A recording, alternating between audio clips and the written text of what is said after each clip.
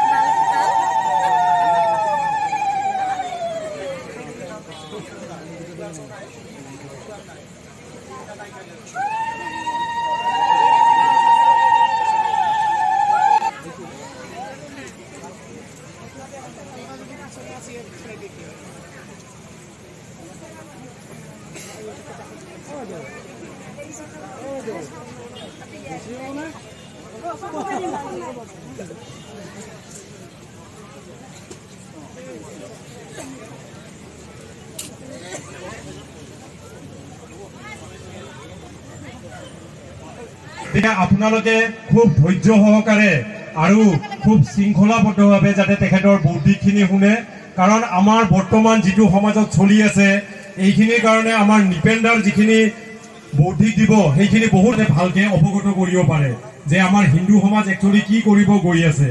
গতিকে আপোনালোকে এইখিনি অকমান শান্ত শিষ্টভাৱে ভাল কৰি শুনক। নিপেন্দাই এতিয়া বৌদ্ধিক দিব। আমাৰ গাঁওখনৰ কিবা ক্ষতি হ'ল, আমি সংকল্প ল'ব, আমি যে মই এনেকুৱা কোনো কাম নকৰোঁ যাৰ দ্বাৰা আমাৰ এই পৃথিৱীখন প্ৰদূষিত হ'ব। প্লাষ্টিক বস্তু বা অন্যান্য যি ধৰণৰ বস্তু ব্যৱহাৰ কৰিলে আমাৰ পৃথিৱী এই মাটি প্ৰদূষিত হৈছে, বায়ুমণ্ডল প্ৰদূষিত হৈছে, পানী প্ৰদূষিত হৈছে। এই কামৰ জৰিয়তে আমাৰ মাজত বিভেদতা আহিব। আমি সংকল্প ল'ব লাগে যে আমি আমাৰ সমাজখনত আজি কেৱল ভগৱান শ্ৰীকৃষ্ণৰ জন্মাষ্টমীৰ দিনত কেৱল ভক্তি কৰাৰ লগতে আমি এটা সংকল্প লৈ আমি আমাৰ সমাজখনৰ বিভিন্ন ধৰণৰ অপসংস্কৃতি, বিভিন্ন ধৰণৰ সংস্কাৰ বিৰোধী পশ্চিমা প্ৰভাৱত আমাৰ ল'ৰা ছোৱালী, আমাৰ যুৱক সমাজ এক বিপথে পৰিচালিত হৈছে। বিভিন্ন ধৰণৰ নিচাযুক্ত দ্ৰব্যৰ প্ৰতি আসক্ত হৈছে।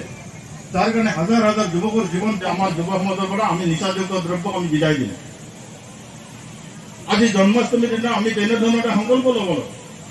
আমি এখন भारत माता के, भारत माता के जय जय श्री राम, जय जय श्री राम, जय जय श्री राम।